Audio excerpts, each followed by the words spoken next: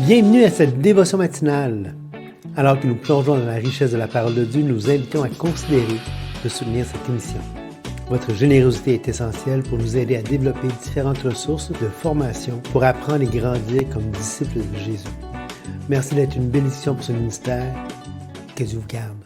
Bonjour, bienvenue à cette nouvelle dévotion avec Pat et Julie. Et ce matin, dans notre série de dévotion matinale dans 1 Thessaloniciens, on est rendu au chapitre 5 et hier on a fait 2 versets, on a fait je pense 2 versets la journée précédente. Je ne sais pas si on va battre notre record ce matin, mais écoutez, les versets qu'on va lire ce matin sont très consistants, hein? Une alimentation très protéinée, si on peut dire. N'éteignez pas l'esprit au verset 19 du chapitre 5. Ne méprisez pas les prophéties, mais examinez toutes choses, retenez ce qui est bon. Abstenez-vous de toute espèce de mal. Bon, ici, on a déjà 4 versets, Patrice, parce qu'il y en a 3 qui sont reliés entre eux. D'accord, et je pense qu'on peut se rendre à 4 aujourd'hui. Ouais, donc, premièrement, n'éteignez pas l'esprit. Ben, ce qui est important de le voir, hein, c'est que le ministère du Saint-Esprit dans l'Ancien Testament, dans les Évangiles et jusqu'au chapitre 2 du livre des Actes, c'est un ministère différent de ce qui se passe après le chapitre 2 du livre des Actes, parce que à partir de ce moment-là, le croyant est baptisé dans le corps de Christ, dans Corinthiens 12-13.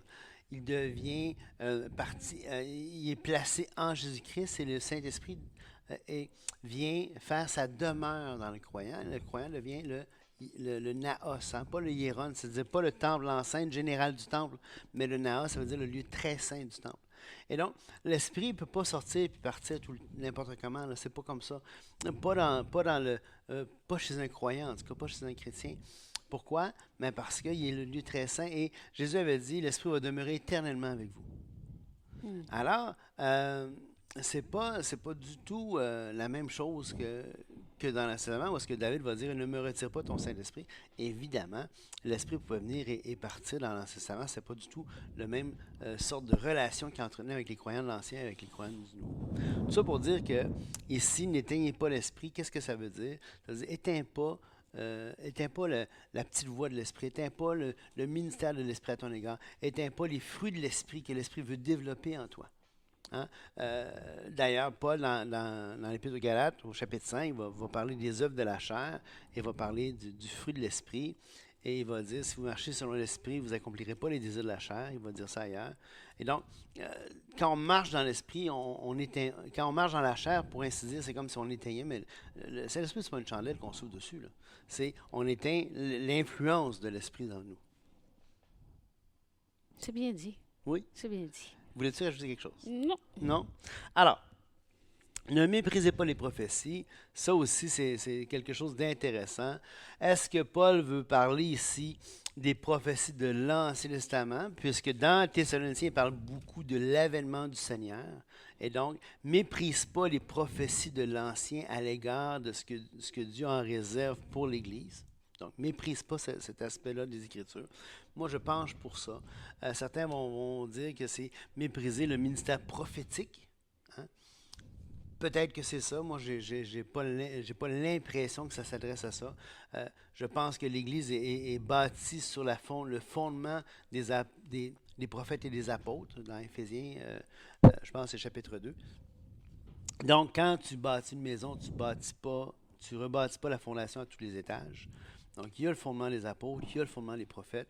Est-ce qu'il peut y avoir encore des prophéties? Certes, je pense que c'est possible, c'est dans le domaine du possible. Mais je ne pense pas qu'ici Paul s'adresse à ça. Je pense que compte tenu du contexte où est-ce qu'il parle beaucoup de l'avènement du Seigneur dans le cadre de l'Épître, il parle des prophéties de l'Ancien Testament. Mais dans le verset 21, Patrice, ça dit « Mais examinez toutes choses et retenez ce qui est bon. » Et il y a un « mais » qui vient avec « Ne méprisez pas les prophéties. » Oui. Donc, moi, j'aurais un peu tendance à penser que c'est aussi les prophéties, telles qu'il y en a dans Corinthiens 14, qui dit dans le sens de prophétie, comme au verset 31 qui dit, vous pouvez tous prophétiser successivement afin que tous soient instruits et que tous soient exhortés. Les esprits des prophètes sont soumis aux prophètes, car Dieu n'est pas un Dieu de désordre, mais de paix. Et là, on voit ici qu'il parle du fait de parler pour Oui, puis instruire et pour exhorter. que les autres jugent. Que les autres jugent. Donc, moi, je vois ça un petit peu aussi dans ce passage-là. Ah, c'est- Examine toute chose, retiens ce qui est bon, mais abstiens-toi de toute espèce de mal. C'est excellent. Je pense que les deux, tu soulèves un bon point avec ton lien avec l'Épître de 1 Corinthiens. C'est excellent. Je pense que les deux se valent très, très bien. Mais de toute façon, que ce soit l'un, que ce soit l'autre, je pense que quelqu'un qui vient te voir avec une prophétie pour toi, ben, juge, critique et examine. Hein. Mais de toute façon, examine toute chose et retiens ce qui est bon. Alors, on peut très bien avoir un esprit critique. Tu sais, il y en a qui vont dire, face à des manifestations, il y en a qui vont dire, oui, mais si tu n'as pas la foi, ça ne marchera pas. Ben non, un instant, là. La Bible nous dit d'examiner toutes choses. D'ailleurs, et tu me fais penser à un passage dans les Épîtres de Jean qu'on avait vu. Il y a l'esprit de l'erreur, l'esprit de la vérité. Et on peut discerner l'esprit de l'erreur et l'esprit de la vérité comment? Mais par les Écritures. Alors, effectivement, ton argument se tient très, très bien. Je pense que, de toute façon, on se doit d'examiner les choses et de ne retenir que qu'est-ce qui est bon. Peu importe les domaines de notre vie. Hein? Et, avais-tu autre chose à ajouter? Oui, et moi, je vois celui de... C'est dans le début de 1 Corinthiens 14, comme tu disais tantôt, là, je crois comme toi que les prophètes tels qu'on a dans la parole de Dieu ont été... c'est déjà établi. Oui, exactement. Mais quand ça dit dans 1 Corinthiens 14, recherchez aussi aux dons, aspirez aussi aux dons spirituels, mais surtout à celui de prophétie. Là, quand il décrit celui qui prophétise, eh bien, il parle de quelqu'un qui parle aux hommes, qui les édifie, qui les exhorte et qui les console. Oui. Donc, moi, c'est dans ce sens-là. Si quelqu'un vient vers toi pour Ah. te parler, pour t'édifier, t'exhorter et te consoler, bien, Oui. examine tout ce qui t'est dit, retiens ce qui est bon, puis abstiens-toi de toute espèce de mal si jamais ce qui va t'amener est contraire à ce que la parole enseigne. Oui, c'est excellent ce que tu dis. Aussi, il ne faut pas penser que les prophéties bibliques ou les prophètes n'étaient pas des diseurs de bonne aventure. C'était pas c'était pas des gens qu'on allait voir qui avaient une boule de cristal ou qui lisaient dans le thé. Là. C'était des gens qui parlaient de la part de Dieu aux êtres humains. Et bon Et nombre... parce que l'Esprit se déposait sur eux. Oui, parce que l'Esprit se déposait sur eux, exactement. Fait que c'est un peu comme si, vu qu'on a l'Esprit, on a ce qui vit en nous, comme tu as dit au début, comme tant Oui. de Saint-Esprit. Oui. On a ce témoignage intérieur, on a cette... et certainement que Dieu peut le faire. On voit les filles dans le livre des Actes, après Acte 2, justement, qui vont prophétiser. On voit Gabu qui va prophétiser. On voit d'autres qui vont prophétiser dans les Écritures. Et donc, sans vouloir dire que ça n'existe plus, les prophéties, je pense que les prophètes, le ministère de prophète n'existe pas, puisqu'on a à cette heure les Écritures, puis ce qui a été donné au sang a été donné une fois pour toutes. Mais je pense que la prophétie existe toujours. On continue. Ben, j'ai pas. Ce moment où est-ce qu'on se dit, est-ce que c'est toi, est-ce que c'est moi? Oui, Ah, c'est ben, finalement, on n'a plus rien à dire sur le sujet. Hey, c'est fantastique, on est rendu déjà, on a dépassé notre... Oui, ben, abstenez-vous de toute espèce de mal. Ça peut être aussi traduit par abstenez-vous de toute forme de mal. Ouais. Et là, regardez bien, hein, que le Dieu de paix vous sanctifie lui-même tout entier, que tout votre être, l'esprit, l'âme et le corps soient conservés irréprochables lors de l'avènement de notre Seigneur Jésus-Christ. Celui qui vous a appelé est fidèle et c'est lui qui le fera. Regarde si c'est intéressant, Patrice. On a parlé de sanctification depuis le début de nos dévotions. On a commencé ça avec Proverbes. Mais particulièrement dans Thessaloniciens, où est-ce qu'on a vu que c'était possible d'être irréprochable. Oui. Et là, il va plus loin. Hein, il dit que le Dieu de paix vous sanctifie lui-même tout entier et que tout votre être. Et là, je vois vraiment, encore une fois, Patrice, cette synergie. Hmm. Ils viennent de dire, prends garde que personne ne rentre. Ils viennent de dire, avertis ceux qui vivent dans le désordre, console ceux qui sont abattus, supporte les faibles, use de patience, prie sans cesse, rends grâce, éteins pas l'esprit, méprise pas les prophéties, examine tout, abstiens-toi de toute espèce de mal. Donc, ils viennent de faire comme une tirade, si je peux me permettre de Oui. parler ainsi, sur la manière, sur des façons, si on pourrait dire, pour s'abstenir de toute espèce de mal. Et il va dire que le Dieu de paix vous sanctifie lui-même, tout entier. Donc, on voit toi, le fait à part, là, puis que le Dieu lui-même puisse vous sanctifier. Oui, absolument. Parce qu'il y a quand même une partie tantôt, quand tu parlais d'éteindre l'esprit, là, Oui. nourris tes pensées. Oui. Si tu te nourris de la parole de Dieu, tu vas remplir tes pensées de la parole de Dieu. Si tu nourris, et on en fait l'expérience dans un monde dans notre société telle qu'elle est aujourd'hui, où on a un surplus d'informations. Quand on reçoit de l'information toujours sur un sujet X, ça va omnibuler. J'étais pour dire l'inverse, hein? Pas omnibuler. Okay. Ça va omnibuler nos pensées. Ça veut dire que ça va tellement être présent. Et il y a des études qui montrent actuellement que même ce genre de présence-là peut faire monter les taux d'anxiété, les taux de cortisol, avoir des conséquences sur la santé physique, psychologique des gens, tout simplement parce qu'ils rentrent continuellement dans nos pensées. Oui. Et à un moment donné, des fois, la solution, c'est de dire non, OK, c'est fini, c'est suffit. Oui. Je vais aller chercher mon information. Où est-ce qu'elle construit mon être? Il faut comprendre que l'être humain, la perception de l'être humain est profondément influençable. Hein. On croit, Julie et moi, on croit à 100% au libre arbitre de l'être humain. Je pense que l'être humain peut librement choisir, mais faut-il encore qu'il soit bien informé, puis faut-il encore qu'il soit habitué de bien réfléchir sur les choses. Et avec la prévalence de la télévision, de tout ce qu'on a comme média aujourd'hui, écoutez, je suis sûr, ça fait très longtemps que je n'ai pas regardé de film d'horreur. On n'aime pas ça ni l'un ni l'autre ici. Mais, écoute, vous regardez un film d'horreur, je me souviens, plus jeune, j'avais regardé, je sais pas moi, Vendredi 13, c'était un film d'horreur épouvantable. Moi, j'aime pas ça. Il y en a qui aiment ça, puis tant mieux pour eux.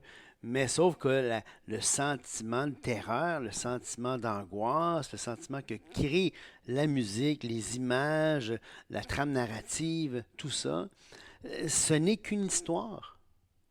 Mais elle agit profondément sur notre physiologie, profondément sur notre système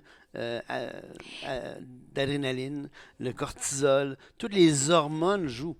Sans parler de film d'horreur, un film de suspense aussi. Là. Oui. Au moment où est-ce que le héros court contre vent et marée par-dessus des immeubles et on se demande, va-tu tomber, va-tu... Bon, OK, on sait qu'il n'arrivera rien, mais quand même, l'ambiance fait qu'on va avoir cette... Puis là, il se produit quelque chose, puis on est saisi. Okay? Oui. Donc, dans les films d'action, les films de suspense, même la musique, une trame sonore, strictement une trame sonore peut nous amener ces émotions-là et ces réactions physiologiques. Je me souviens des tests d'avoir lu à propos des tests qui avaient été faits lorsque l'être humain était moins, entre guillemets, moderne, moins... Télévisé? Oui. Des tests dans le temps où ceux qui étaient en prison n'avaient aucun droit. Et cette personne-là, cet homme-là, ce prisonnier, devait avoir la peine capitale. Alors, ils lui ont dit, donne-nous ton bras, on va te couper les veines et tu vas mourir au bout de ton sang. On lui avait fait voir ça. Et sans qu'il le sache, il avait pris son bras, il avait mis ça derrière un voile, il avait fait comme s'il coupait, il avait juste fait couler de l'eau sur le bras, comme si c'était le sang qui coulait, à la température du sang. Et l'homme était mort au bout de quelques instants. Il était persuadé qu'il était en train de se vider de son sang, mais il était tellement sûr, tout le contexte faisait ça, il est mort. Simplement, il y a eu une crise cardiaque, le cœur a arrêté. Il était persuadé qu'il était... Mais c'était pas le cas. Ce n'était que par pure suggestion que la personne est décédée. Pour vous dire la force de l'imaginaire dans l'être humain. Alors, c'est pour ça qu'il faut se nourrir adéquatement. Il faut apprendre à puiser nos forces, à s'entretenir, à se nourrir de ce qui est bon, ce qui est juste, ce qui est vrai, pour être sûr que nos pensées biaisent pas. Parce que toute l'information, il y a des milliards de bits d'informations qui nous bombardent à chaque instant. Des milliards. Donc, le cerveau Ouais, doit... on est une société qui ne sait plus écouter le silence. Oui, et non seulement ça, donc le cerveau doit continuellement filtrer, il va distorsionner en fonction des croyances, il va couper ce qui ne lui tente pas, il va généraliser, il y a toutes sortes de processus que le cerveau va faire pour faciliter les choses, parce que le cerveau, il est économe, il ne veut pas perdre de temps. Alors, si tu n'as pas appris à réfléchir, si tu te nourris de n'importe quoi, le cerveau, lui, il est bien content, il ne se cassera pas la tête. Alors, c'est pour ça qu'il faut apprendre à réfléchir, il faut apprendre à écouter, il faut apprendre à lire, il faut apprendre à exercer notre jugement critique.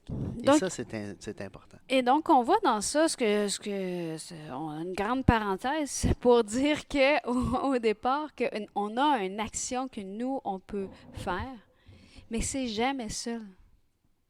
Oui, C'est jamais seul, d'où le fait que Paul, Sylvain et Timothée, quand ils écrivent aux Thessaloniciens, il va dire, faites ça, ça, ça, ça, mais que le Dieu de paix.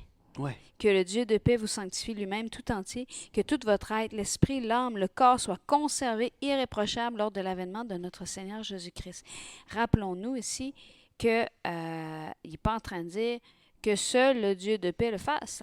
non, Il n'est pas en train de déresponsabiliser les Thessaloniciens de leurs décisions, de leurs choix, de leur marche quotidienne.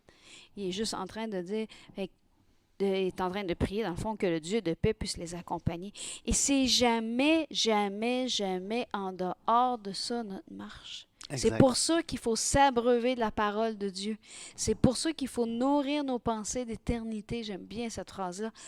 Parce que même si on est des fervents croyants du libre arbitre et des possibilités que Dieu offre à l'être humain, on croit aussi fermement que l'endroit où est-ce qu'on peut s'épanouir, c'est lorsqu'on marche de la manière qu'on a été appelé à marcher en sainteté. Exactement. Et puis, je pense qu'on va revenir sur la prochaine fois sur le verset 23. J'avais d'autres choses à dire, mais là, je vois qu'il est là, puis j'aimerais ça qu'on reste sur cette belle idée-là de marcher, de s'édifier soi-même pour marcher en sainteté, d'examiner toutes choses, de retenir ce qui est bon, de s'abstenir de toute espèce de mal, puis de savoir que le Dieu de paix nous sanctifie lui-même tout entier. Et le lien, et j'aimerais revenir qu'on revienne sur le lien que Paul parle dans Philippiens chapitre 4. On a vu hier 4.4 qui était en lien direct avec Réjouissez-vous toujours dans le Seigneur. Et dans Philippiens 4 aussi, il parle du Dieu de paix qui est avec nous. Alors, j'aimerais ça refaire ces liens-là demain. Demain ou la prochaine fois. Et puis, que Dieu vous bénisse. Soyez bénis. Au revoir.